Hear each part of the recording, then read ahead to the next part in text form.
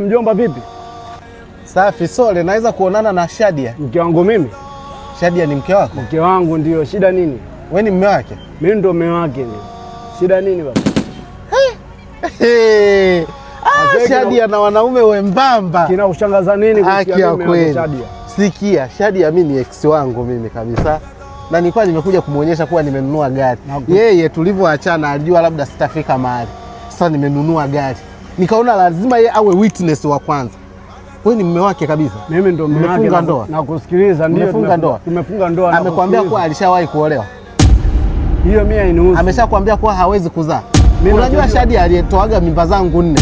Baada ya hapo alikuwa hana uwezo wa kuzaa tena. Ulikuwa una taarifa hiyo, si ndio? Ndio nakusikiliza. Sasa kwa nini umeamua kumuoa mtu wakati unajua kabisa nani hawezi kuzaa? Tunaamuliana, mimi ndo nimeamua kumuoa. Shadia amini mke wangu. Wewe shida yako nini? Shida yangu niitie niongee naye yeye. Wewe kwanza naona hatuwezi kuelewana. Yaani mimi nikuitie wewe mke wangu? Muite kuna dharau hizo. Dharau hizo nakwambia, dharau. Nakwambia naongea naye. Wewe nenda muite. Sasa wewe unataka kuongea naye nini mke wangu? Wewe nenda muite bwana. Okay, unataka nikuitie? Unataka nikuitie? Ndio. Sawa, subiri.